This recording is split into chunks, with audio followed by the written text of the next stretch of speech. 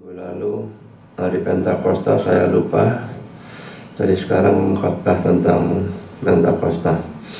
Biarpun ya bukan hari Pentakostanya, tetapi pokoknya berurusan dengan Roh Kudusnya. Mari kita berdoa.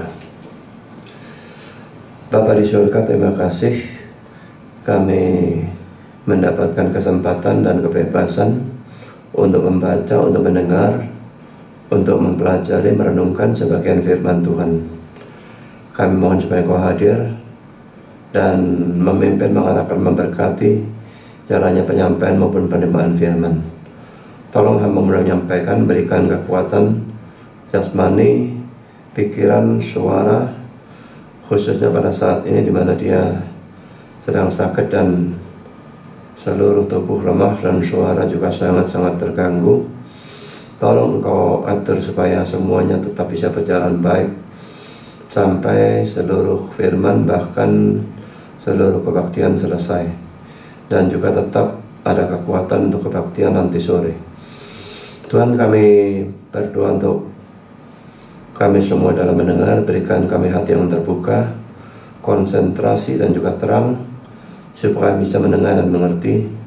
Dan setelah kami mengerti, berikan kami ketundukan supaya kami percaya pada kebenaran firman, dan semua kami mau dan bisa dengan kekuatan dan pertolongan Roh-Mu menjadi pelaku dan penanggap firman. Dan dalam melalui semua itu Engkau betul-betul dipermuliakan. Setan pasti bekerja, tolong kuatkan semua kami, juga listrik dan semua peralatan yang kami pakai. Engkau jaga supaya jangan sampai terjadi gangguan apapun yang membuat kacaunya kebaktian. Terima kasih Bapa, dalam nama Yesus kami berdoa. Amin.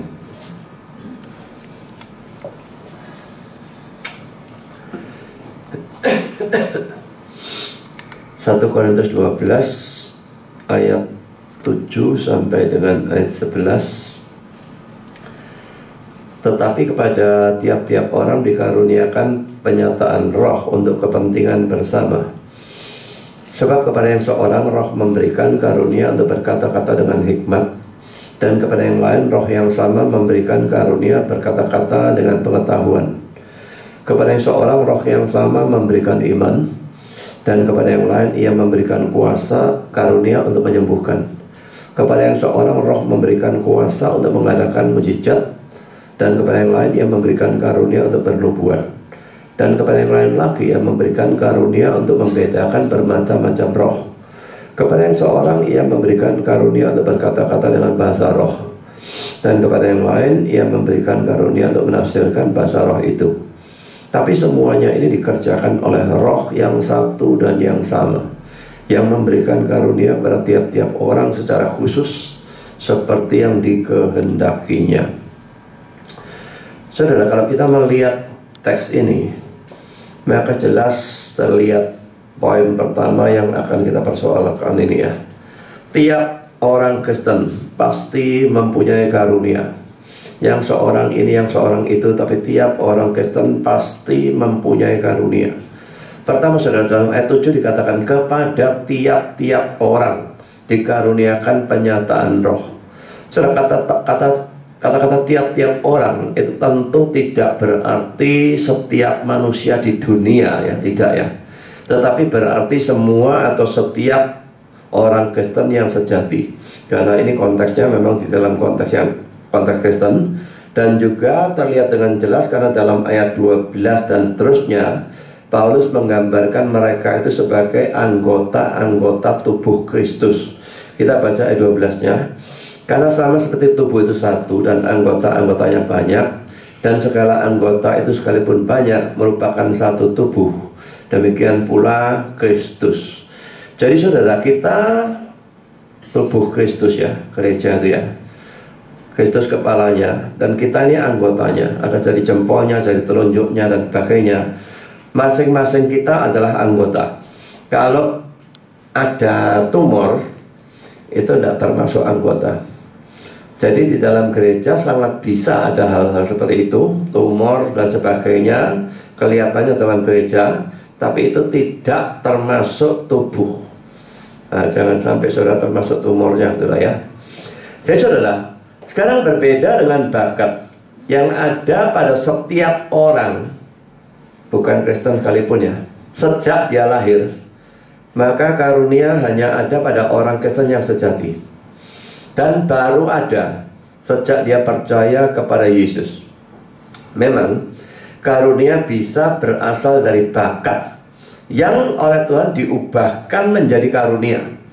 Misalnya ya, orang yang waktu kafir punya bakat nyanyi, lalu dia menjadi Kristen, lalu bakat nyanyi menjadi karunia menyanyi pada saat dia bertobat. Ini saya kira sudah hampir semua seperti itu. Ya, tidak mungkin tadinya pintar nyanyi menjadi Kristen, tahu-tahu gak bisa nyanyi, bakatnya hilang. Itu enggak. Ya kecuali dia tahu-tahu jadi bisu, saya tidak ngerti ya. Tapi kalau tidak ada kasus seperti itu, maka biasanya itu nyambung, bakatnya lalu menjadi karunia. Tetapi saudara, itu tidak selalu ya. Kadang-kadang, bahkan sangat sering, karunia itu merupakan sesuatu yang sama sekali baru dalam kehidupan orang itu. Misalnya, karunia-karunia apalagi yang sifatnya mujizat gitu ya. Karunia bahasa roh, karunia kesembuhan. Ini bisa ada hubungannya dengan bakat gitu ya. Kalau mau dihubungkan ya, kalau mau dihubungkan ada hubungannya. Bahasa roh, oh mungkin orang yang dulu bakat bahasa gitu ya. Dulunya bakat bahasa, dia pintar belajar bahasa segala macam. Waktu dia jadi Kristen, lalu dia punya karunia bahasa roh. Tidak sama sekali. Karena karunia bahasa roh itu justru kita bisa bahasa itu yang tidak pernah kita pelajari belas. Jadi sama sekali tidak ada urusannya seorang ahli bahasa, bakat bahasa, bertobat jadi Kristen, lalu dia punya karunia bahasa roh. Sama sekali tidak ada hubungannya saudara. Demikian juga karunia kesembuhan misalnya. Apakah kalau dalam kehidupannya waktu masih kafir dia itu seorang dokter, berarti dia punya bakat ya untuk ke arah sana, untuk menyembuhkan orang dan sebagainya. Tahu-tahu jadi Kristen, dia terima karunia kesembuhan, apakah semacam demikian? Sama sekali tidak. Jadi ada hal-hal di mana berhubungan dan bisa bakatnya diubahkan jadi karunia, tapi ada hal-hal yang sama sekali baru diberikan oleh Tuhan pada saat orangnya itu percaya. Kalau hal yang kedua, tidak ada orang Kristen yang tidak punya karunia. Tadi sudah saya katakan dalam bentuk positif. Setiap orang Kristen pasti punya karunia. Sekarang saya berikan dalam bentuk negatif. Tidak ada orang Kristen yang tidak punya karunia. Dan karena itu tidak ada orang Kristen yang tidak dibutuhkan di dalam gereja sebetulnya. Tapi orangnya bisa membuat dirinya tidak dibutuhkan.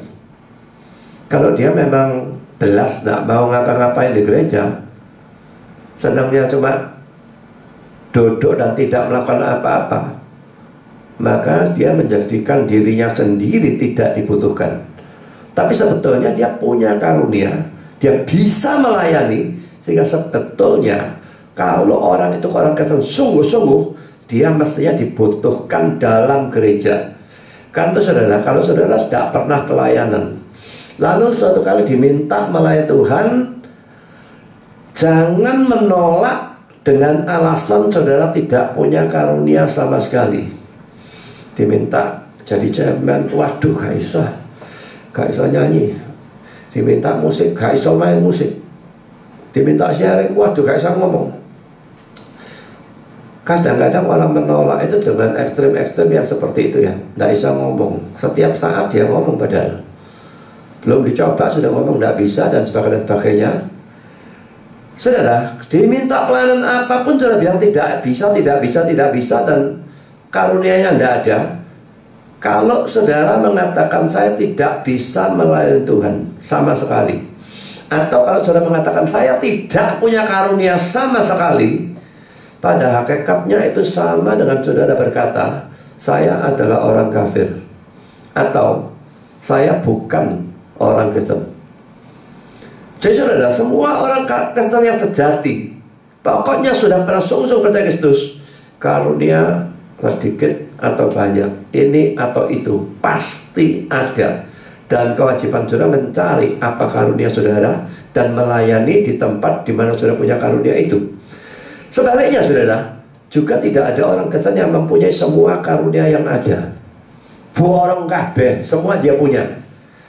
Sehingga karena dia punya semua karunia, dia tidak butuh kerjasama dengan orang Kristen yang lain. Tidak ada yang semacam demikian, saudara. Apakah ada anggota, kita kan anggota tubuh Kristus ya, anggota tubuh yang mana, saudara, yang punya semua kemampuan dari anggota yang lain, sehingga dia sebetulnya bisa berdiri sendiri, yang lain tidak dibutuhkan? Tidak ada, saudara. Anggota yang mana? Dalam dunia Kristen juga demikian. Tidak bisa ada orang punya semua karunia. Ada orang-orang yang punya karunia yang banyak. Misalnya Stephen Tong itu jelas karunianya luar biasa banyak ya. Dia khotbah bisa, ngajar bisa. Saya nggak tahu kalau dia nulis, karena nulis tidak pernah dia yang nulis ya.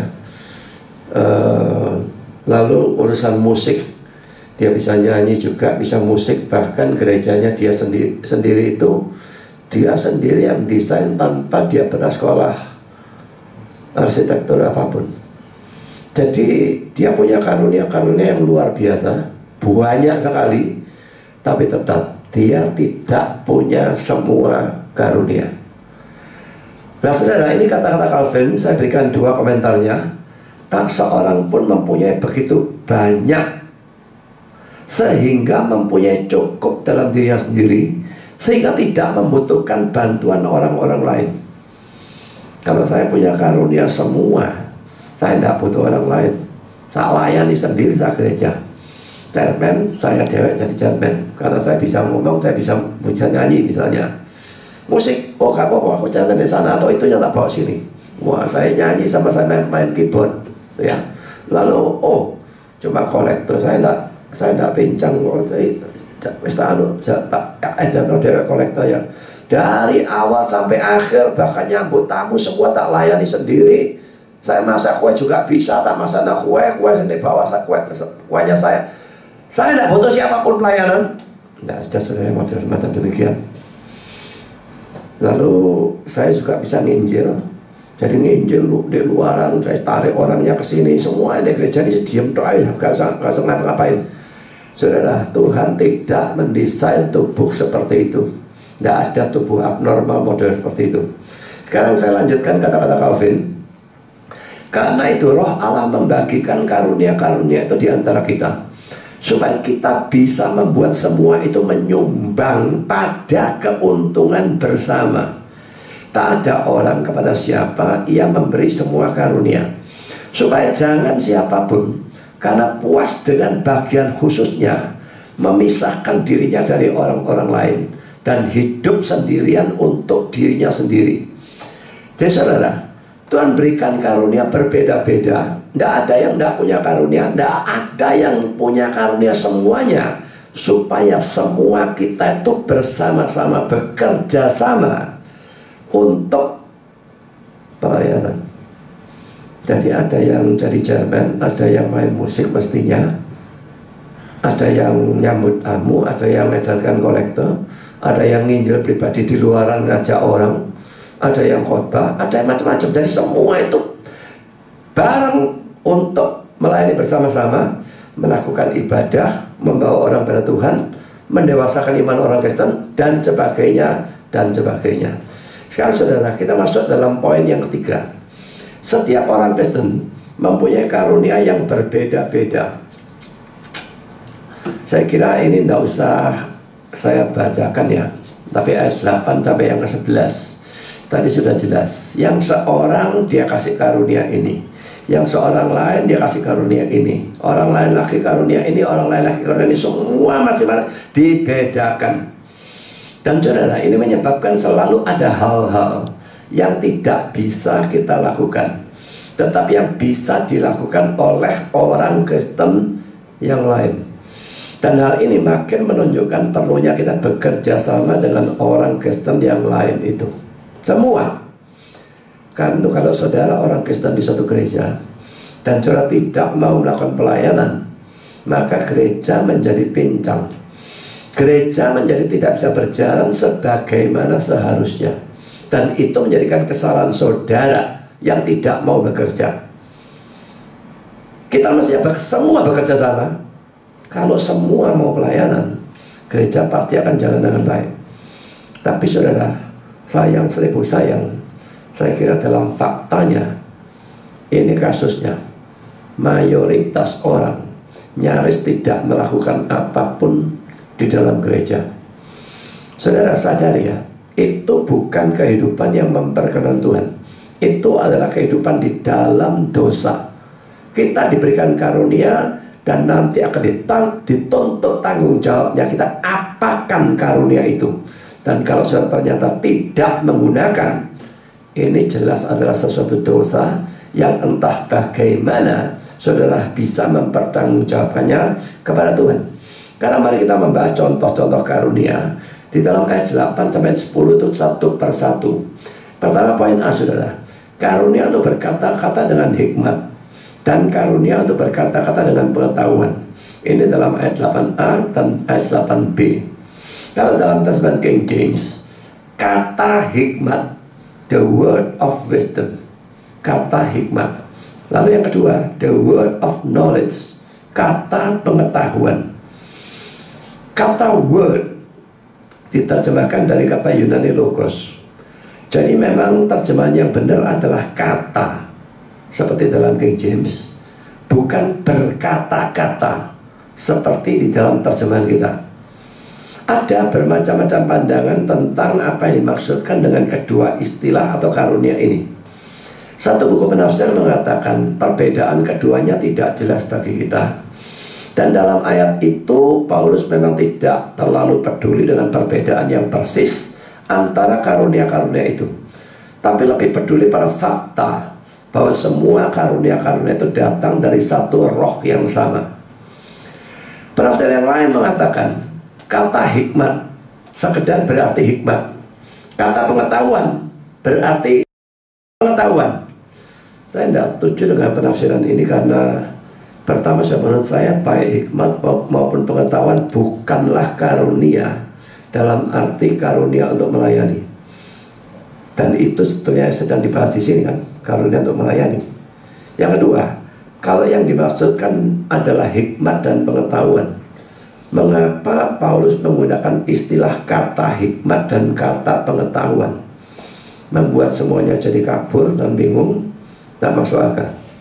Lalu penafsir yang lain lagi mengatakan kata hikmat menunjuk pada pemberitaan Injil, sedangkan kata pengetahuan menunjuk pada pengajaran firman Tuhan.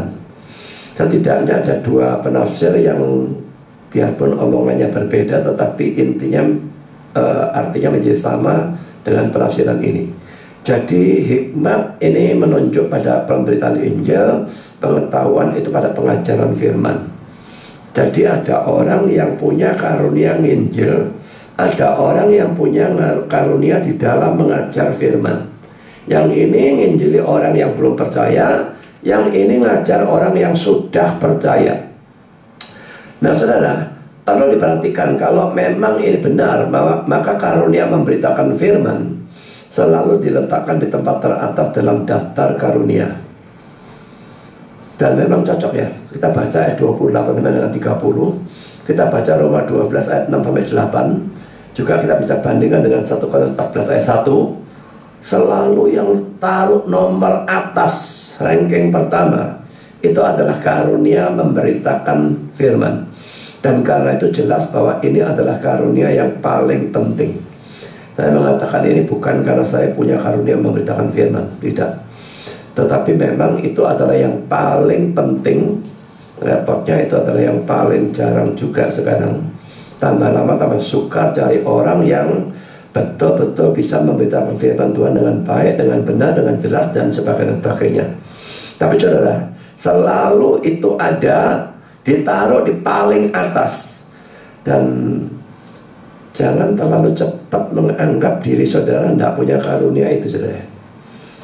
Waktu saya belum pernah nyoba khotbah atau ngajar atau apapun, saya tidak tahu sedikit pun kalau saya punya karunia khotbah, punya karunia ngajar, nulis, debat, dan sebagainya. Debat mungkin sudah, tapi nulis, ngajar, khotbah sama sekali tidak. Tapi ternyata waktu saya dipanggil Tuhan dan mulai diajar oleh pendeta saya berkhotbah, ngajar, dan sebagainya, maka dalam waktu singkat karunia itu kelihatan. Dia bisa melihat, saya juga bisa melihat, dan orang-orang yang saya ajar bisa melihat. Jadi saudara, mestinya setiap orang itu nyoba ya. Ya memang jangan, Pak Budi minggu depan aku khotbah gitu ya. Nyoba itu nyoba ngajar anak dulu lah. Ya kalau ngajar anak kecil bisa, maka mestinya ada kemungkinan ngajar dewasa itu juga bisa. Nggak harus ya. Ada kemungkinan saudara bisanya ngajar anak kecil. Ngajar dewasa nggak bisa. Bisa itu. Saya dulu ngajar anak sekolah minggu sampai 7 tahun saya kira ya. Dan saya selalu ngajar anak kelas besar. Saya gak pelatihan 11 anak kecil ya. Kudu tak jongkrak anak kecil. Dulu akhirnya dia kebelet kencing, saya suruh nganter kencing. Gak lucu kan. Ya, jadi saya ngajar anak kelas 5, kelas 6 ya. Tapi setelah saya sekolah teologi dan sebagainya, ngajar lama-lama tambah suka ngajar orang dewasa terus. Sekarang jangankan ngajar kelas 5, kelas 6 saudara, ngajar anak SMP saja saya tidak mau. Bukan tidak mau karena sombong, tidak cocok sudah, tidak bisa. Sudah terlalu biasa ngajar makanan keras, tahu-tahu suruh ke bawah lagi. Ya Stephen Tong itu kayaknya berusaha seperti itu ya. Biasa ngajar seminar tinggi-tinggi apa macam-macam, tahu-tahu ada seminar untuk anak-anak. Tapi kalau saya lihat ajaran dia untuk anak kecil itu gak cocok. Jadi tidak bisa saudara. Sudah biasa di atas mengajar dewasa terus, tahu-tahu turun ngajar anak lagi itu sukar. Mungkin kalau dibiasakan lagi, dicoba lagi bisa, itu pun belum tentu. Jadi saudara, ada karunia sendiri-sendiri ya. Orang ngajar anak kecil, anak yang umur 4 tahun mungkin, itu pasti butuh kepelatihan yang jauh lebih besar. Ngajar anak besar, umur 10, umur 11, umur 12, atau ngajar anak remaja, ngajar orang dewasa, itu semua beda. Jadi karunia bisa, ada orang yang bisa ngajar semua, tetapi ada yang tidak. Tapi yang jelas karunia mengajar firman ini sesuatu yang sangat-sangat penting. Dan mestinya saudara pikirkan, aku punya atau tidak. Dan kalau punya, gunakan. Karena itu begitu jarang dan itu begitu penting di dalam gereja. Kalau saudara punya dan tidak menggunakan, itu kerugian yang sangat besar untuk gereja. Sekarang kita masuk poin B. Karunia iman. Karunia iman ini aneh saudara ya, ayat 9a. Apa yang dimaksud iman? Apakah iman yang menyelamatkan itu pada waktu saya percaya Kristus? Tentu bukan itu saudara ya. Jadi yang dimaksud dengan iman di sini pasti bukan saving faith, iman yang menyelamatkan. Karena saving faith harus dimiliki oleh semua orang Kristen yang sejati. Sedangkan karunia iman di sini jelas diberikan hanya kepada orang-orang tertentu. Nah, tentang apa artinya karunia iman di sini ini ada beberapa pandangan. Pertama, iman mukjizat, membuat dia bisa lakukan mukjizat. Nah, iman bisa lakukan mukjizat, lalu lakukan. Kedua, iman seperti dalam Ibrani 11 ayat 33 sampai dengan 40. Baca sendiri teksnya, terlalu panjang saya tidak bacakan di sini. Ketiga, iman di dalam doa. Dalam doa tahu-tahu bisa punya iman yang begitu hebat. Ini tidak bisa dibuat-buat ya. Kalau sudah doa dan ragu-ragu, Tuhan kasih apa enggak ya? Ya ragu-ragu ini mau diyakin-yakinkan bagaimanapun tidak bakal bisa. Tapi orang yang punya karunia iman dalam doa ini, doa bisa punya iman yang hebat. Nah, ini sesuatu yang anugerah juga ya, tidak gampang. Sekarang Albert Barnes berkata demikian, yang lain akan dibedakan karena keyakinan yang sederhana kepada Allah, dan pemberian ini juga diberikan oleh roh yang sama. Banyak dari orang-orang yang paling berguna dalam gereja dibedakan, terutama karena keyakinan mereka yang sederhana pada janji-janji Allah, dan sering mencapai lebih banyak oleh doa dan iman mereka pada Allah daripada yang dilakukan oleh orang-orang lain.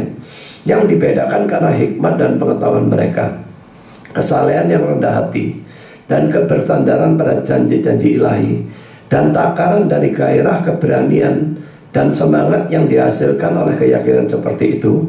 Kepercayaan bahwa semua halangan yang menentang Injil pasti akan diatasi. Ini pasti dan akan diatasi. Gimana nih? Sesuatu yang salah nih. dan bahwa Allah akan memastikan kemajuan dari perkaranya, sering melakukan jauh lebih banyak dalam kemajuan dari kerajaannya daripada pemberian-pemberian yang paling bagus dari pengetahuan dan talenta. Jadi saudara, memang karunia ngajar tadi itu penting ya, ngajar firman. Tapi kalau ada orang yang punya karunia doa dan punya karunia iman, dia berdoa dengan iman dan dia tekun lakukan itu, dia menjadi pendukung yang luar biasa untuk orang yang karunia yang memberitakan firman. Tanpa mana ini nanti tidak ada hasilnya. Ini doakan dan dia punya iman dan pakainya, maka itu akan sangat bekerja sama dan memajukan kerajaan Allah. Yang ketiga poin C, karunia kesembuhan di dalam ayat 9b. Saya kira ini sudah tidak perlu dibicarakan ya. Memang mungkin ada yang bilang ini sudah hilang. Kalau saya percaya ini memungkinkan masih ada ya. Tapi ya, karunia kesembuhan banyak yang palsu. Jadi ini sesuatu yang harus diwaspadai. Mujizat palsu itu banyak. Pura-pura sembuh. Ada orang yang tidak sakit, pura-pura sakit, lalu didoakan, lalu pura-pura sembuh. Banyak hal-hal penipuan-penipuan model demikian. Tapi saya percaya yang asli tetap ada. Sekarang poin D, karunia untuk mengadakan mujizat di dalam ayat 10a. Pertama saudara, William Barclay menganggap bahwa karunia melakukan mujizat ini berarti karunia mengusir setan. Tapi saya tidak setuju dengan pandangan ini. Yang kedua, ada yang membandingkan dengan 2 Korintus 12 ayat 12, di mana rasul-rasul dikatakan bisa melakukan mujizat untuk membuktikan kerasulan mereka. Saya bacakan ayatnya ya, 2 Korintus 12 segala sesuatu yang membuktikan bahwa aku adalah seorang rasul telah dilakukan di tengah-tengah kamu dengan segala kesabaran oleh tanda-tanda, mujizat-mujizat dan kuasa-kuasa. Yang ketiga, Calvin mengatakan bahwa peristiwa dalam Kisah Rasul 5, di mana Petrus dalam tanda petik membunuh Ananias dan Safira, dan juga kisah Rasul 13 ayat 11, di mana Paulus membutakan mata seorang tukang sihir, merupakan contoh penggunaan karunia mujizat ini. Sekarang poin E, karunia bernubuat di dalam ayat 10b. Sudah ada dua pandangan tentang arti dari karunia bernubuat ini. Pertama, itu adalah karunia yang ada pada seorang nabi, yang menyebabkan dia bisa menyampaikan wahyu dari Tuhan. Dia dapat wahyu tentu saja, lalu dia sampaikan wahyu itu pada orang lain. Kedua, ini adalah karunia untuk mengerti kitab suci, mengajarkannya, memberikan penerapannya dalam kehidupan sehari-hari. Jadi pengkhotbah zaman sekarang, kalau yang nabi tadi, dia tidak pakai belajar, dia dapat wahyu dari Tuhan, tidak pakai belajar, dia langsung menyampaikan. Tapi kalau yang ini tidak, kitab sucinya sudah ada, dia belajar, tentu ada pimpinan dari Tuhan dan sebagainya, dia mengerti, dia susun khotbah, dia ajarkan, dan bisa mengajarkannya sistematis, bisa mengajarkannya dengan memberikan penerapan dan sebagainya. Calvin menafsirkan karunia bernubuat itu seperti itu. Kalau memang ini benar, maka semua pendeta-pendeta pengkhotbah dan pengkhotbah awam sekalipun juga yang memang bisa berkhotbah dengan baik, termasuk punya karunia ini. Sekarang poin F, karunia membedakan roh. Ini seringkali disalahartikan ya.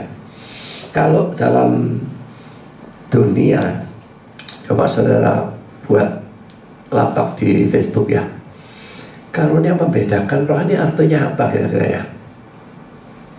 Nanti kebanyakan orang akan katakan itu karunia yang menyebabkan pemiliknya bisa mengetahui apakah suatu rumah, suatu benda, atau bahkan seseorang ada roh jahatnya atau tidak. Tetapi saudara, kalau kita baca buku-buku tafsiran dalam menafsirkan ini, saya tidak pernah membaca, setidaknya belum pernah membaca ada seorang penafsir pun yang mengartikannya seperti itu. Dalam kitab suci saudara, kata roh tidak selalu menunjuk pada roh manusia ataupun roh jahat. Misalnya 1 Timotius 4 ayat 1 dan 1 Yohanes 4 ayat 1 ayat 3 jelas terlihat bahwa kata roh menunjuk pada seorang pengajar firman. Saya akan bacakan ya. 1 Timotius 4:1, Tetapi Roh dengan tegas mengatakan bahwa di waktu-waktu kemudian ada orang yang akan murtad lalu mengikuti roh-roh penyesat dan ajaran setan-setan. Roh-roh penyesat di sini diartikan sebagai pengajar-pengajar sesat, ya. Lalu 1 Yohanes 4:3, saudara-saudaraku yang kasih, janganlah percaya akan setiap roh. Roh ini maksudnya pengajar lagi, saudara, ya. Tapi ujilah roh-roh itu atau pengajar-pengajar itu, apakah mereka berasal dari Allah. Sebab banyak nabi-nabi palsu yang telah muncul dan pergi ke seluruh dunia. Demikianlah kita mengenal roh Allah. Setiap roh, ini pengajar, ya, yang mengaku bahwa Yesus Kristus telah datang sebagai manusia berasal dari Allah. Dan setiap roh atau pengajar, ya, yang tidak mengaku Yesus tidak berasal dari Allah. Roh itu atau pengajar itu adalah roh antikristus, pengajar antikristus, dan tentang dia telah kamu dengar bahwa ia akan datang dan terusnya. Jadi saudara, adanya 2 teks itu yang memungkinkan kata roh dimaksudkan sebagai seorang pengajar firman, menyebabkan boleh dikatakan semua penafsir kitab suci menganggap karunia membedakan roh itu adalah karunia yang menyebabkan seseorang bisa membedakan antara hamba Tuhan yang sejati dan seorang nabi palsu. Ini kata-kata Calvin. Atau antara orang Kristen yang sejati dan orang yang Kristen yang palsu, itu Adam Clarke. Atau antara mujizat yang asli dan mujizat yang palsu, ini laki-laki Adam Clarke. Dan kalau orang punya karunia ini, saudara, dia membedakan nabi asli dan nabi palsu bukan karena pengetahuannya dia. Dia punya pengetahuan, lalu lihat ini khotbah, oh ini sesuai dengan kitab suci. Ini khotbah, ini gak sesuai. Jadi ini nabi palsu, ini nabi asli. Bukan seperti itu. Nggak tahu bagaimana dia langsung bisa tahu ini nabi palsu. Ya, tapi ini memang bahaya, ya. Kalau dia betul-betul jadi orang yang subjektif, tahu-tahu tuduh seadanya orang. Ini kerosokku, ini nabi palsu kok, modelnya elek. Jadi tidak karu-karuan, saudara. Ya, saya tidak ngerti bagaimana, tapi pokoknya ini penafsiran-penafsiran diberikan. Sekarang poin G, saudara. Karunia bahasa roh dan karunia menafsirkan bahasa roh di dalam ayat 10D. Perhatikan, ya, 2 karunia ini yang selalu diutamakan, setidaknya karunia bahasa roh, ya, diutamakan, bukan main dalam kalangan karismatik. Ini diletakkan di paling akhir dari daftar. Daftarnya dalam ayat 10, 8-10, dan ini ayat 10D. Nanti ayat 28 dia diletakkan paling akhir lagi. Ayat 29-30 dia diletakkan paling akhir lagi. Mengapa 2 karunia ini selalu diletakkan pada akhir daftar? Ada macam-macam jawaban, saudara.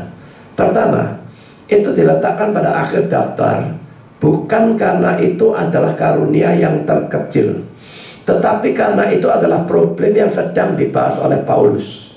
Saya tidak melihat alasannya, saudara. Dia sedang bahas, kok tahu-tahu ditaruh paling belakang, ada apa?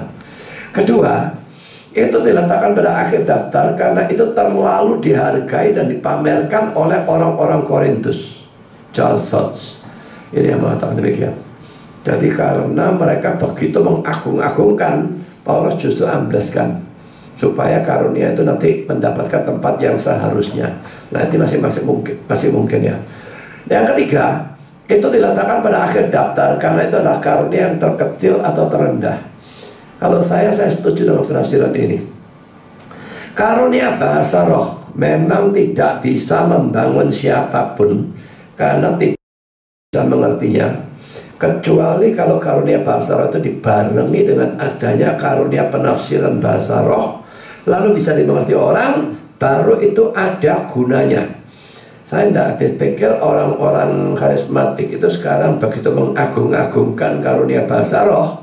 Kalau punya rasanya wah hebatnya luar biasa, dan kalau tidak punya ini Kristen kelas kambing.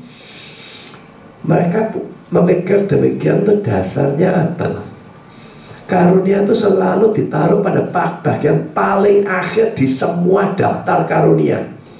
Kalau memang paling hebat selalu tahu daftar paling akhir, itu lucu sekali. Itu karunia yang paling tidak berguna. Saya tidak bilang tidak berguna belas, saudara. Kalau tidak berguna belas, Tuhan tidak kasih. Tentu ada gunanya, tapi paling tidak berguna dibandingkan semua karunia yang lain. Tentang karunia bahasa roh, A.T. Robertson berkata demikian, itu bukan semata-mata ocehan yang tidak bisa dimengerti seperti bahasa roh modern, tetapi dalam suatu bahasa yang sungguh-sungguh yang bisa dimengerti oleh orang yang akrab dengan bahasa roh itu, seperti yang terlihat pada hari besar Pentakosta. Pada waktu hadir orang-orang yang berbicara dalam bahasa-bahasa yang berbeda. Di Korintus, di mana tak ada bermacam-macam bangsa, dibutuhkan seorang penafsir untuk menjelaskan bahasa roh itu pada mereka yang tidak mengertinya. Karena itu Paulus meletakkan karunia ini sebagai yang terendah dari semua. Karunia ini menciptakan keheranan, tetapi hanya membuat sedikit kebaikan. Dan yang jelas bukan ocehan siawala-wala yang uraba-raba dan sebagainya itu yang banyak sekali ada. Pokoknya kalau 1-2 kata diulang terus-menerus, itu pasti bukan bahasa. Dan kalau itu bukan bahasa, itu juga bukan bahasa roh. Lalu apa? Itu jelas adalah pemalsuan. Dan saudara, kalau saudara punya teman yang seperti itu, sebetulnya kita mestinya memperingatkan. Tentu dengan risiko kita dibenci. Karena ini jadi dewa, memberitahu mereka tentang kesalahan mereka berkenaan dengan bahasa roh, sama seperti memberitahu orang Katolik kesalahan mereka dalam urusan Maria.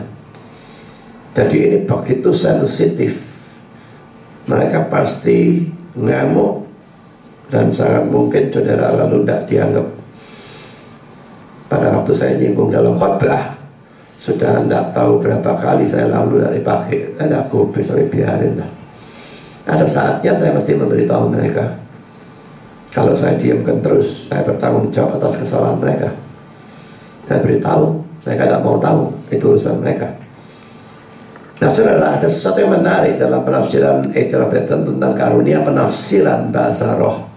Ini kata-kata dia, penafsiran bahasa roh, hermeneuo, gloson, suatu kata kuno hanya di sini dan 1 Korintus 14:26 dalam Perjanjian Baru, dari hermeneuo, dari Hermes. Hermes ini dewa ucapan atau dewa kemampuan bicara. Jadi Hermes itu nama dewa, saudara ya. Bandingkan dengan Kisah Rasul 14 ayat 12. Barnabas mereka sebut Zeus, dan Paulus mereka sebut Hermes, karena ia yang berbicara. Dia jadi juru bicaranya. Wah, ini dewa ini. Sampai mereka bawa karangan bunga, mau beribadah dan sebagainya, dan disebut Hermes. Saudara, apa pentingnya omongan A.T. Robertson ini? Kata-kata dia ini saya kira perlu dicamkan oleh orang-orang yang tidak mau menggunakan apapun yang menurut mereka berbau kekafiran dan penyembahan berhala. Misalnya orang-orang yang anti Natal, menganggap Natal, pohon Natal berasal dari penyembahan berhala. Para penganut Yahweisme menganggap kata Allah berasal dari nama dewa pra-Islam dan sebagainya. Lalu sekarang yang terakhir kata Easter, Paskahnya kita itu juga dikatakan berasal dari kekafiran dan sebagainya. Saudara, kalau mau konsisten dengan pandangan itu, kita juga mesti membuang istilah hermeneutics. Karena hermeneutics itu asal katanya juga dari kata yang sama. Jadi saudara, tetapi di sini ini dipakai, saudara ya, penafsiran bahasa roh dari kata hermeneuo, Hermes. Jadi kitab saja mau pakai, mereka tidak mau pakai, kayak ya saja. Perlu diingat seluruh dunia itu dulunya kafir, saudara. Bahasanya ya bahasanya orang kafir.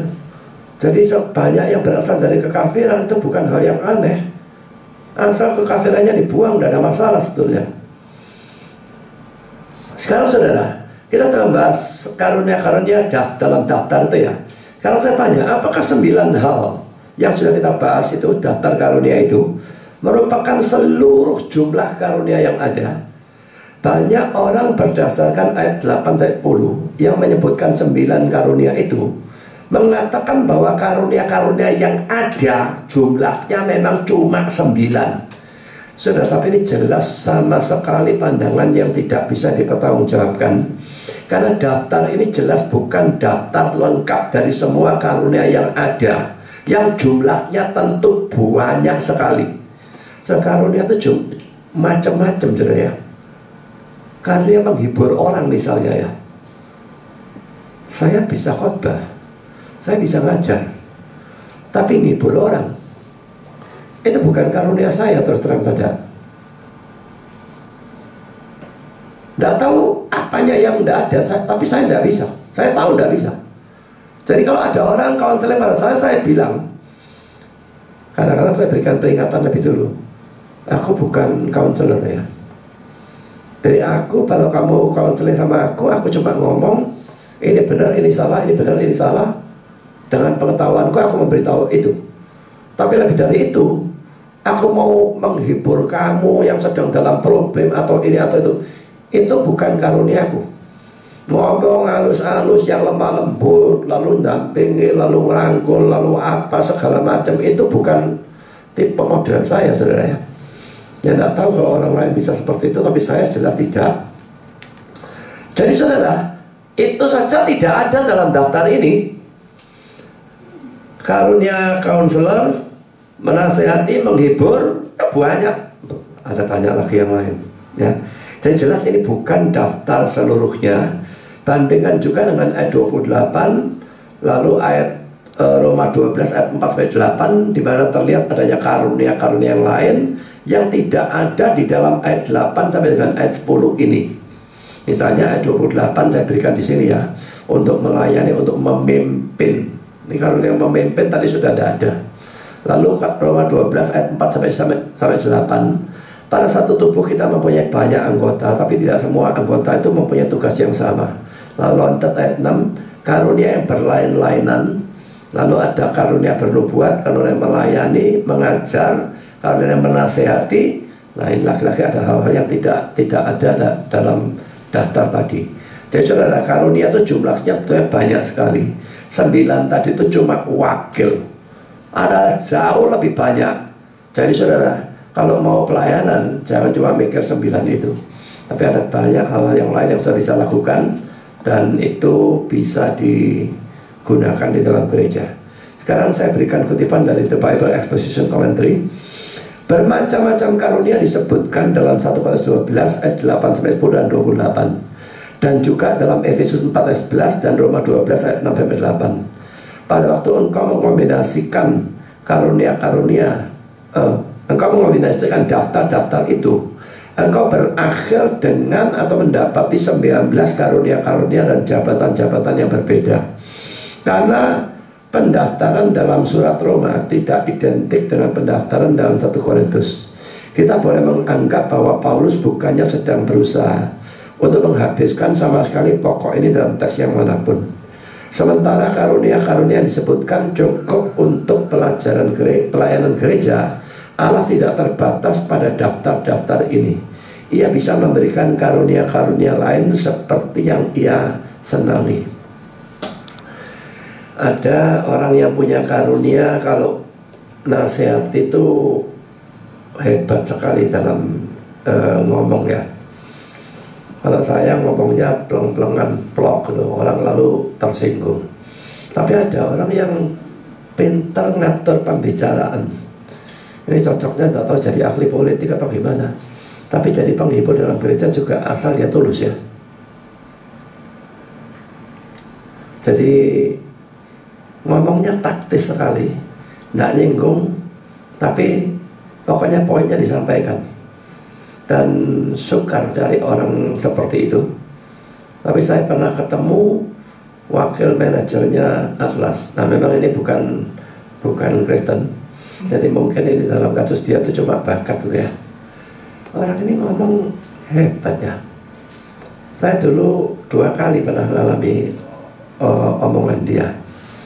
Kalau latihan beban barbel tuh ya, seringkali kan ngangkat sampai cuapek teman jatuh kan belar gitu ya. Dia ngomongnya apa? Pak Budi tolong kalau banting jangan sampai bunyi. Dia bilang jangan banting. Nah, kalau banting jangan sampai bunyi. Berarti boleh banting, pokoknya bunyi. Cara saya orang ini, dan dia ngomong itu spontan ya, nggak pakai mikir. Begitu belang langsung dia ngomong. Lalu satu kali saudara, di fitness center itu di atas itu sebetulnya nggak boleh pakai sandal ya, harus pakai sepatu olahraga. Nah saya waktu itu kondisi fisik agak nggak terlalu enak, malas pakai sepatu, saya sandalan. Sedang saya sandalan, ada dia si wakil manajer itu. Lalu ada satu orang India teman saya. Saya bilang, wah Pak Jerry, ini gimana nih Pak Budi pakai sandal? Oh ya, ini hari terakhir Pak Budi latihan pakai sandal. Dan dia sampai enggak maksudnya? Maksudnya sampai kan? Dia ada berkata Pak Budi, jangan pakai sandal lagi. Nggak mau nyengok dia. Oh iya, ini hari terakhir Budi pakai sandal, berarti setelah ini enggak lagi. Dan spontan ngomong, nggak ada mikir saudara. Saya pikir orang ini hebat. Kalau saja saya bisa ngomong seperti itu, saya tidak bisa. Saya ngomong ya peluk-pelukan lah, orang tersinggung kabeh. Nah, tapi orang seperti ini, wah, andainya saja dia jadi Kristen. Sekarang saudara, daftar karunianya banyak ya saudara ya. Harus cek yang mana yang kita cocok, lalu kita lakukan di sana. Kalau poin keempat, tidak ada satu karunia pun yang harus dimiliki oleh setiap orang Kristen. Tidak ada satu karunia yang harus semua punya. Ini tentu saja penekanan saya pada bahasa roh, yang oleh banyak gereja yang Pentakosta maupun karismatik dianggap semua orang Kristen harus punya. Kalau tidak, mereka tidak punya Roh Kudus atau mereka tidak penuh Roh Kudus. Tapi saudara, pandangan ini jelas kontradiksi frontal dengan teks yang tadi kita gunakan. Ya, ayatnya mulai dari 1 12 itu ayat 8 sampai 10, ayat 28 sampai 30. Yang seorang dikasih karunia ini, yang seorang kasih karunia itu, yang satu ini, yang satu itu, yang satu ini, yang satu itu, yang satu ini, satu itu. Lalu yang terakhir, yang satu karunia bahasa roh dan yang lain karunia menafsirkan bahasa roh. Dari teks seperti itu bisa disimpulkan harus bicara bahasa roh. Saya tidak tahu dijungkir balik bagaimana ayatnya kok bisa artinya jadi demikian. Itu sama sekali tidak masuk akal penafsirannya. Jadi tidak ada satu karunia yang semua orang harus punya. Kalau ada orang punya karunia dan saya tidak punya, ya sudah, nggak usah iri hati sama dia. Carilah karunia saudara, lakukan pelayanan di sana. Dia punya karunia itu, ya silakan dia lakukan pelayanan di sana. Tapi saudara tidak punya, cari pelayanan yang sesuai dengan karunia saudara. Jadi saudara, memang mestinya dibeda-bedakan seperti itu supaya semua kerjasama. Kalau satu punya karunia nyanyi, satu punya karunia musik, satu punya karunia khotbah, cocok saudara. Dalam satu kebaktian, maka semua bisa jalan dengan lancar. Cara mainnya bisa bagus, bisa nyanyi, lalu musiknya bisa main dengan baik, khotbahnya bisa bagus, semua bagus. Tapi pada saat ada yang kurang, maka kebaktiannya jadi pincang. Sekarang kita masuk dalam poin yang kedua. Semua karunia diberikan oleh Roh Kudus. Saudara, hal yang pertama, semua karunia itu pemberian ya, itu anugerah ya, dari Roh Kudus. Dasarnya saudara, pertama dalam ayat 7 kita lihat pernyataan roh. Dalam NIV dan NASB, the manifestation of the Spirit, manifestasi atau perwujudan dari roh. Jadi adanya Roh Kudus dalam diri orang Kristen menimbulkan manifestasi, yaitu adanya karunia-karunia. Ya, itu pertama. Kedua, poin B, ayat 8 sampai 10 menunjukkan cara jelas bahwa Roh Kuduslah yang memberi karunia-karunia itu. Ayatnya bilang kepada yang seorang roh memberikan, roh yang sama memberikan, roh yang sama memberikan, dan sebagainya. Ayat 8 sampai 10 ini dalam King James ada sedikit perbedaan terjemahan. Saya pikir saya tidak usah bahas, saudara bisa baca sendiri. Toh dalam arti tidak terlalu berbeda. Tapi yang jelas kelihatan Roh Kudusnya itu yang memberikan. Semua yang punya karunia, Roh Kudusnya itu yang memberikan. Sekarang poin C. Ayat 11 mengatakan bahwa semuanya itu dikerjakan oleh Roh yang satu dan yang sama, yang memberikan kepada tiap-tiap orang secara khusus dan sebagainya. Saudara, Paulus menekankan ini untuk apa? Pertama, menghancurkan kesombongan dari orang-orang Kristen yang memiliki karunia-karunia yang hebat-hebat. Saudara, ini bahayanya orang Kristen yang punya karunia yang hebat ya. Punya karunia memimpin, jadi ketua. Punya karunia khotbah, jadi pendeta. Punya karunia ngajar, memimpin PA. Dan sebagainya, wah karunia hebat. Punya karunia nyanyi lagi, memimpin kor. Macam-macam dia memimpin semua karunia hebat-hebat. Saudara, bagaimanapun hebatnya karunia-karunia yang ada pada kita, tidak seharusnya membuat kita sombong, karena itu adalah suatu anugerah. Apa yang perlu disombongkan dari suatu anugerah? Itu bukan prestasi kita, itu anugerah dari Tuhan. Sekarang kita bahas 1 Korintus 4 ayat 7. Sebab siapakah yang menganggap engkau begitu penting? Dan apakah yang engkau punya yang tidak engkau terima? Dan jika engkau memang menerimanya, mengapakah engkau memegahkan diri seolah-olah engkau tidak menerimanya? Sebetulnya saudara, orang-orang Kristen juga tidak boleh meninggikan, apalagi mendewakan hamba-hamba Tuhan yang punya karunia-karunia yang hebat-hebat. Karena laki-laki saudara, bukan dia, Roh Kudusnya yang memberi, yang dimuliakan mestinya Roh Kudusnya atau Tuhannya. Tapi saudara, kenyataannya betapa banyaknya orang-orang Kristen mengagung-agungkan hamba-hamba Tuhan yang punya karunia yang hebat-hebat.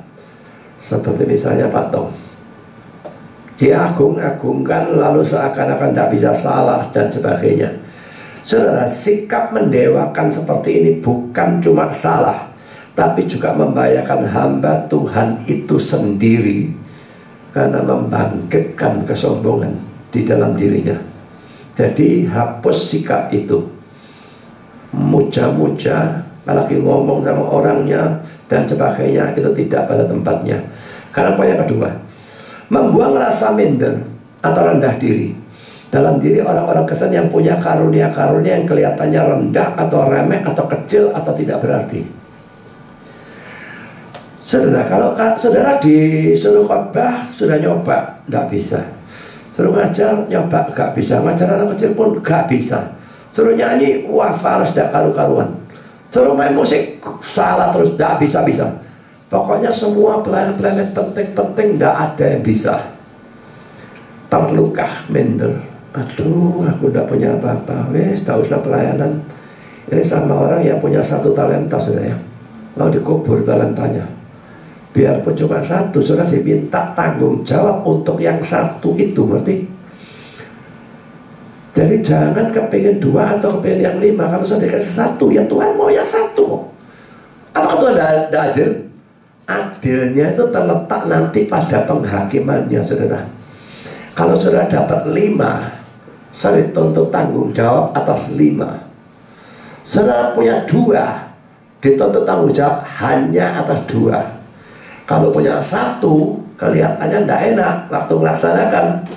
Tapi enaknya pada akhir zaman, saudara dituntut tanggung jawab dari cuma 1 talenta. Jadi kalau saudara karunianya sedikit, kecil-kecil, jangan bilang tidak ada, mesti ada. Misalnya karunia ngajak orang, itu sebetulnya tidak kecil loh. Saya paling senang dengan jemaat yang suka ngajak orang. Kalau sering ngajak orang, gereja cepat bertumbuh. Apanya yang suka dari ngajak orang? Anehnya kalau ngajak nonton bioskop, gampang. Ngajak makan, paling gampang. Kok sitok, sak kampung diajak melok kabeh saudara diajak makan. Tapi ngajak ke gereja tidak sama ya.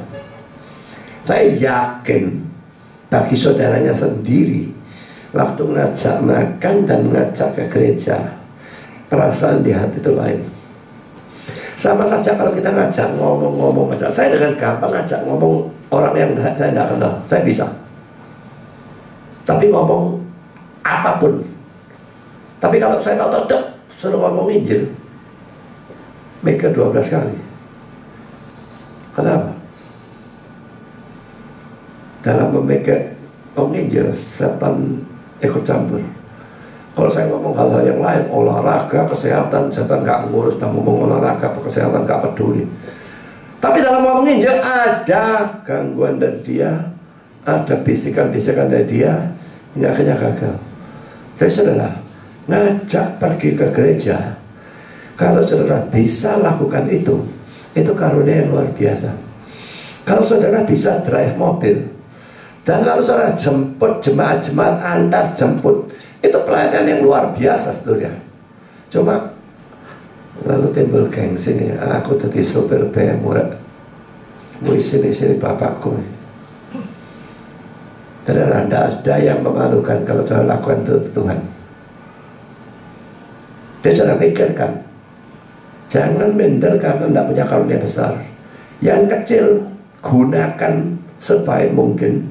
Saudara bisa mendapatkan pahala yang sama dengan Stephen Tong yang punya karunia hebat. Kalau menggunakannya sama giatnya, saudara akan mendapatkan pahala yang sama. Sekarang sudah kita masuk dalam komentar Albert Barnes. Tak seorang Kristen pun harus tertekan atau kecil hati seakan-akan ia menempati suatu pos atau tempat yang lebih rendah atau tidak penting, karena tempatnya juga telah ditetapkan baginya oleh Allah. Bahwa semua orang harus puas atau senang dengan bagian atau pemberian kepada mereka dalam gereja, dan harus berusaha hanya untuk melakukan penggunaan yang terbaik dari talenta dan pemberian-pemberian mereka. Jentik ini tidak bisa kalau mau jalan, saudara ya. Saat kuat-kuatnya orang mau jalan sama jentiknya, saya kok tidak yakin siapapun bisa, kecuali kalau pakai magic. Tapi jentik ini kalau untuk korok kuping cocok ya. Kalau korok kuping mau pakai jari kaki saudara, saya kepingin tahu gimana. Gadis plastik pun dia bisa mungkin tekuk kakinya sampai naik ke kuping, tapi masuk jempol kaki ke kuping, butuh kupingnya di oversize dulu saudara. Nah ini tidak ada kemungkinan. Jadi ada tugas yang kaki kelihatan wah gede kuat, tidak bisa lakukan. Tapi jentik yang kecil ini bisa lakukan.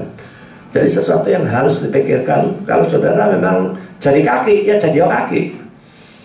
Tapi kalau saudara jadi jentik, ya sudah jadi jentik. Layani secara rajin dengan posisi saudara sebagai jentik. Jangan jentik kepingin jadi kaki, tidak karu-karuan semua nanti. Karena Albert Barnes lagi mengatakan demikian. Tak seorang pun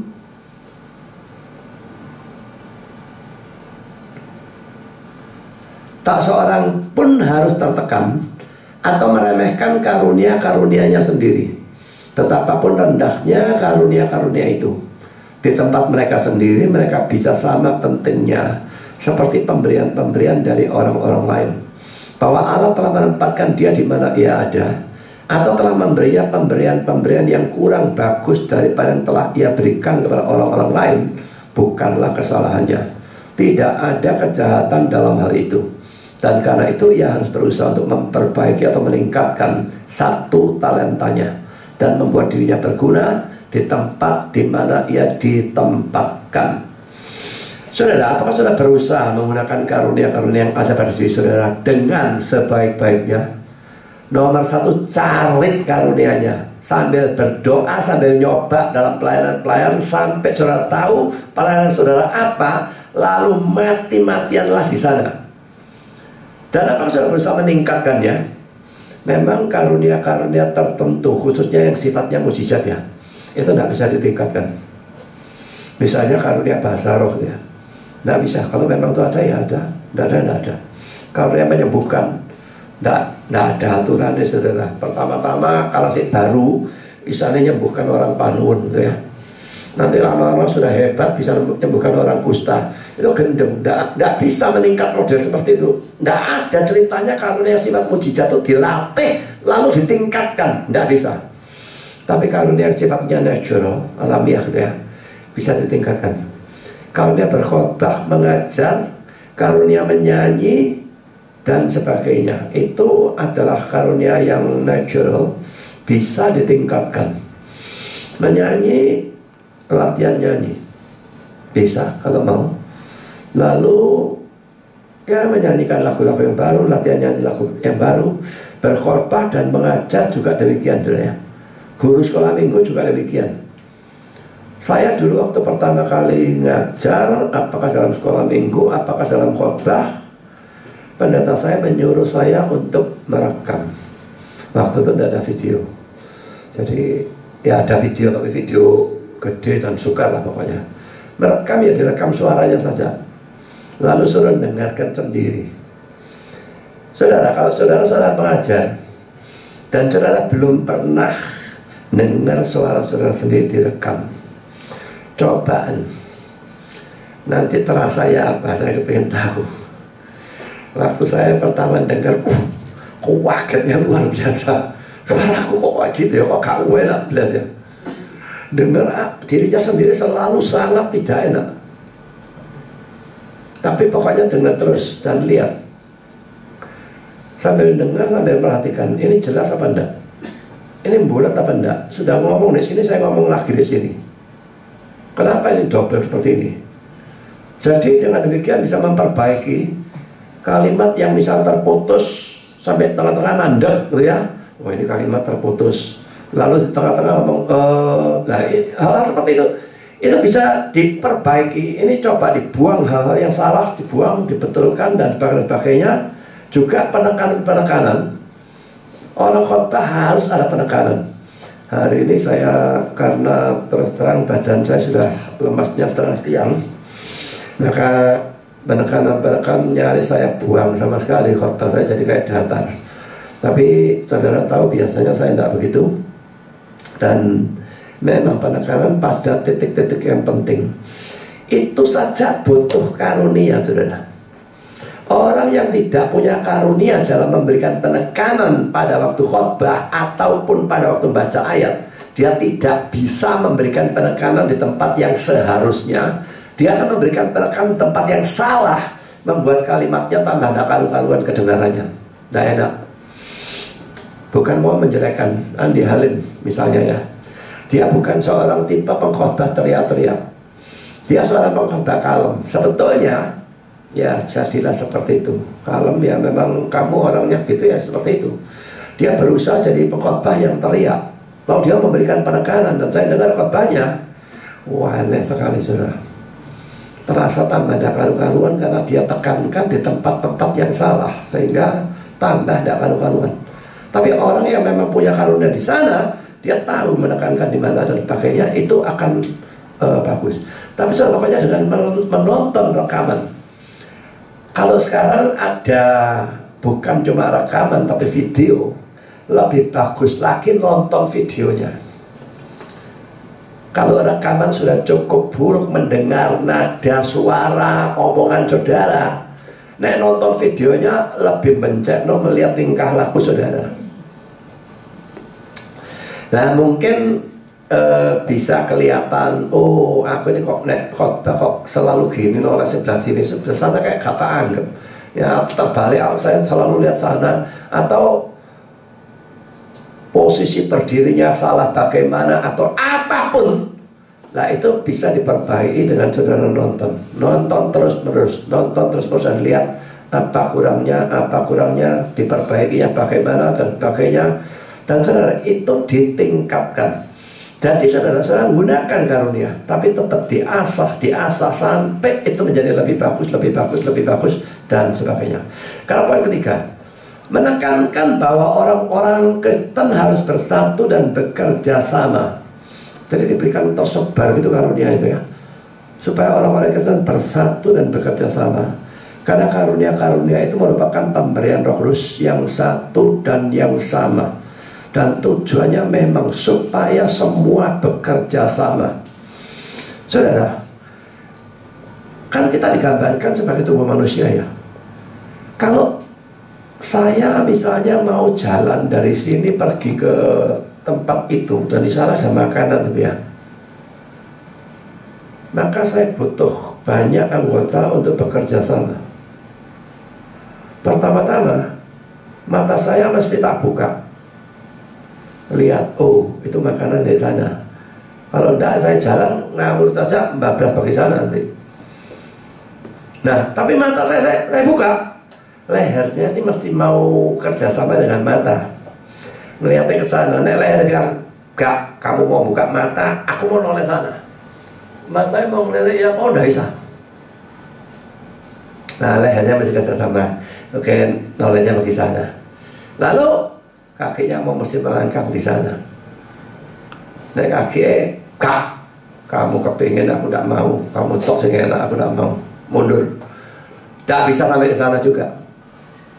Kakinya mau langkah sampai sana, tangannya harus ikut. Tangannya ngambil, jari-jarinya mau menggenggam, bawa ke mulut. Nah, dia bilang, kok enak mulut sendiri dapat. Dia yang ngunyah sendiri, kok kremes segini. Ya gak makan sudah. Ya, kasihkan ke mulut, mulutnya yang makan. Rasanya kok sing lain pelayanan mulut tok sing krasa enak, kurang ajar memang.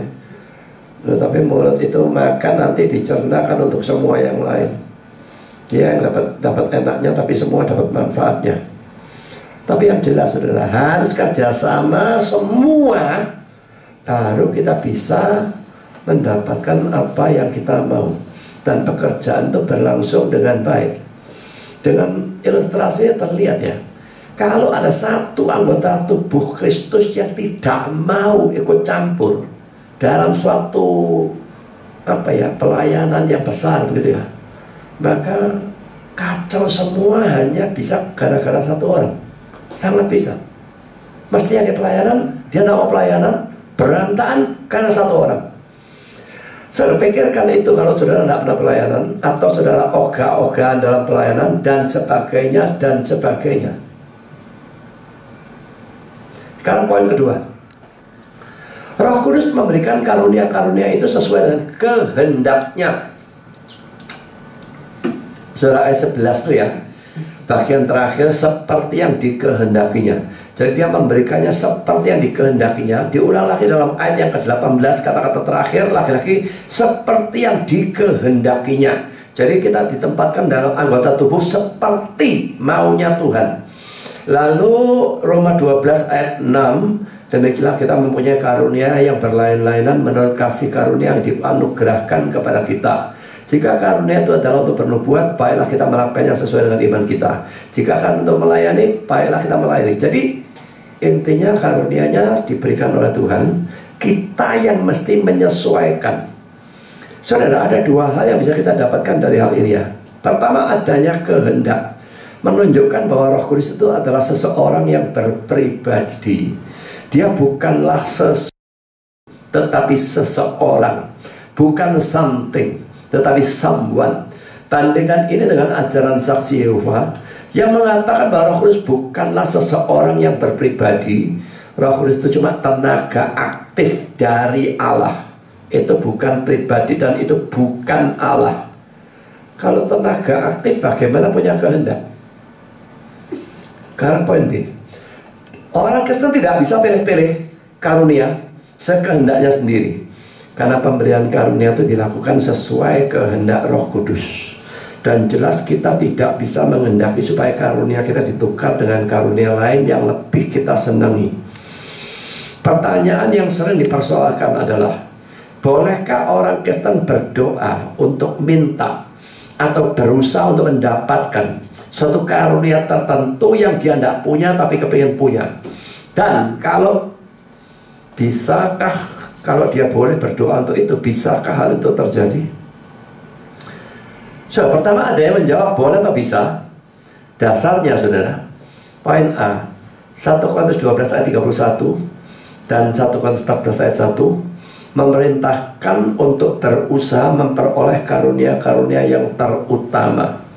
Lihat juga pasal 14 ayat 12. Saya bacakan salah satu saja ya. 1 Korintus 12 ayat 31. Jadi berusahalah untuk memperoleh.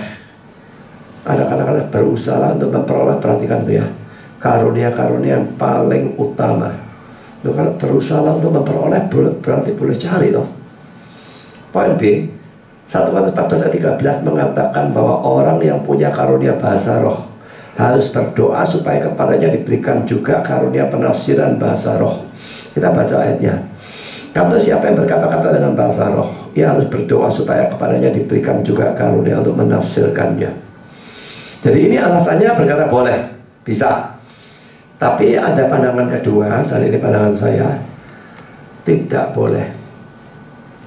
Minta karunia, berusaha mendapatkan karunia, tidak boleh. Saudara paksakan, tidak akan bisa, kecuali saudara dapatkan itu dari setan.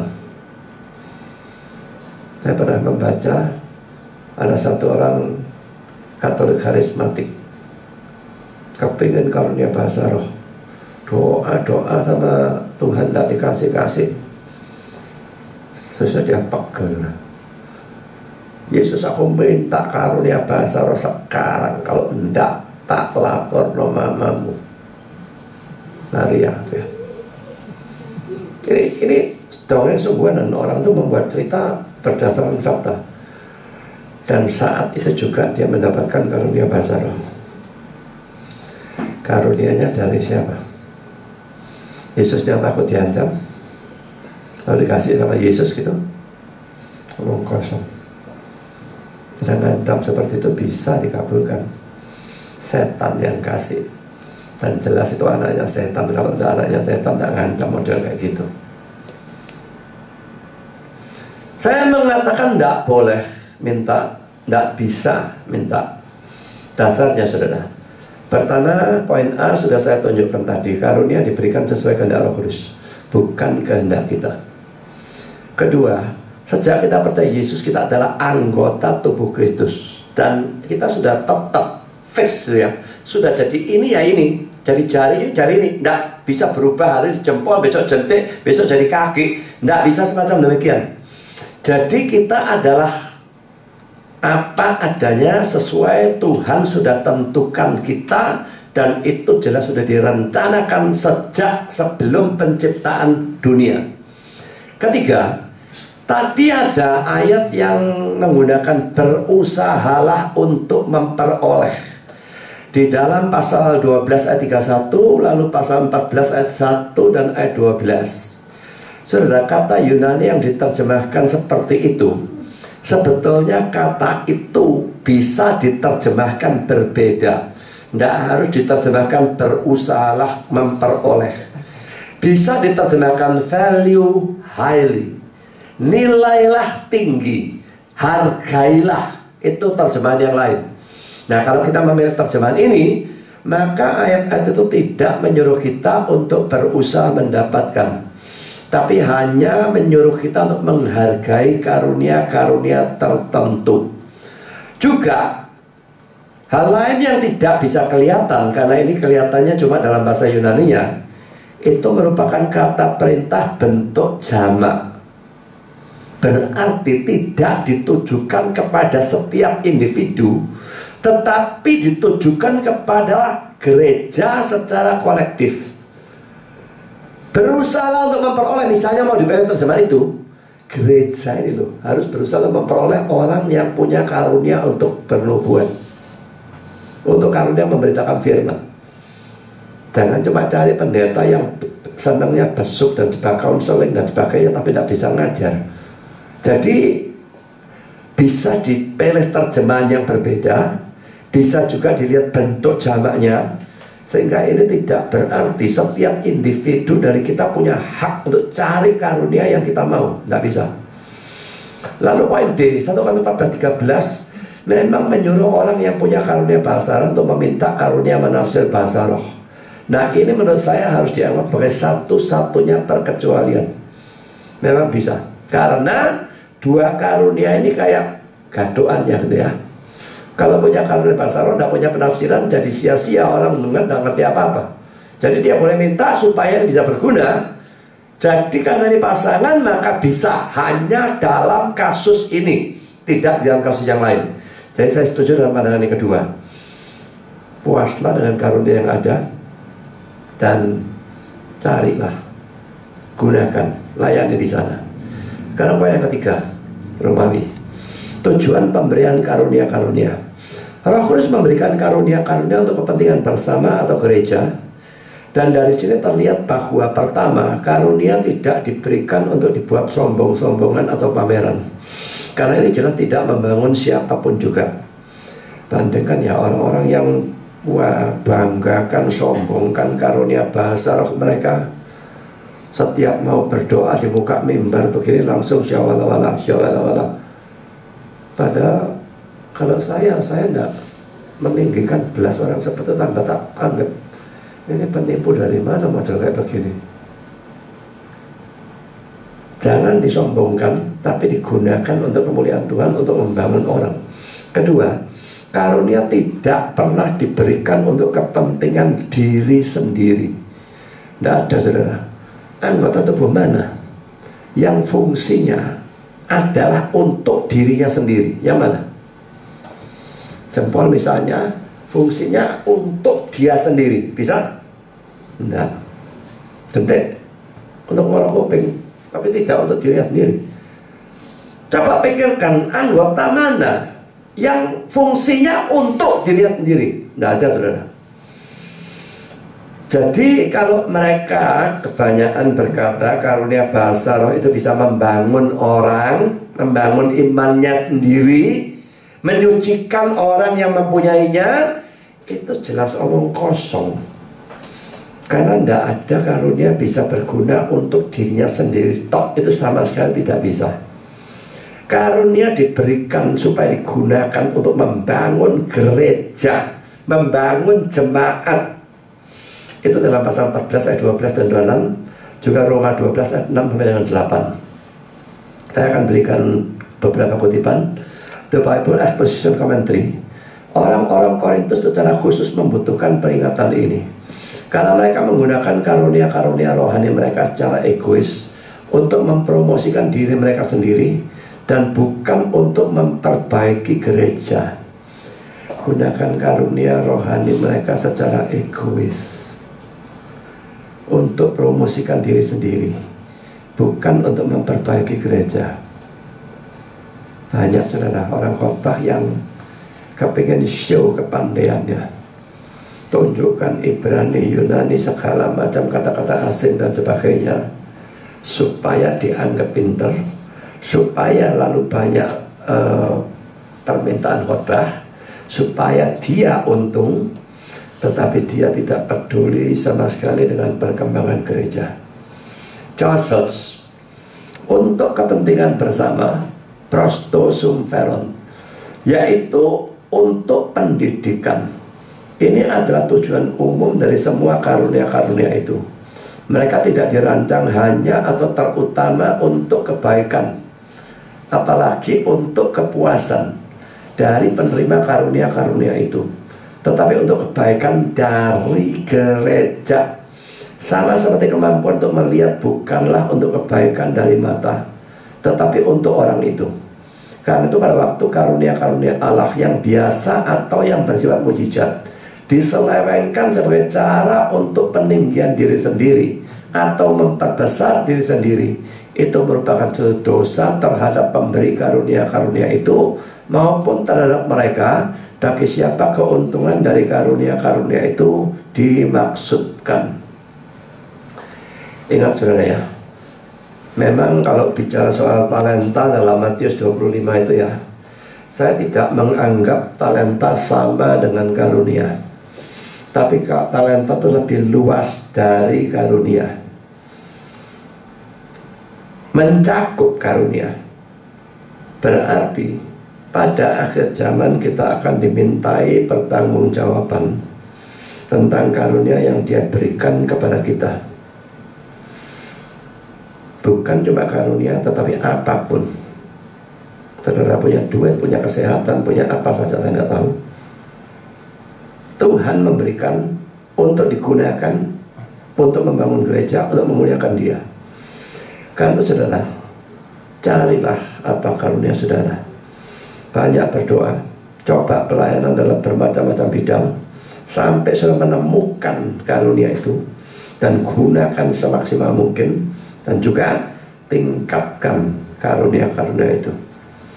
Tuhan memberkati saudara. Amin.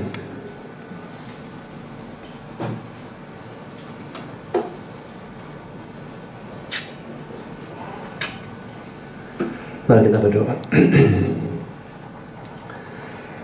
Bapa di surga, terima kasih Engkau sudah pimpin serta berkatan sepanjang acara firman. Dan Tuhan, kami sudah banyak belajar tentang karunia. Kami berdoa untuk kami yang belum percaya, tolong supaya bisa percaya dan mendapatkan karunia. Kami juga berdoa untuk kami yang sekalipun sudah percaya dan sudah punya karunia, tapi belum pernah tahu apa sebetulnya karunia-Nya, sehingga tidak pernah menggunakannya. Tolong bimbing kami dengan banyak doa, dengan banyak mencoba, dan arahkan supaya kami menemukan apa saja karunia kami. Dan bila kami menggunakannya semaksimal mungkin, mengasahnya untuk makin memuliakan Engkau. Terima kasih Bapa, dalam nama Yesus kami berdoa. Amin.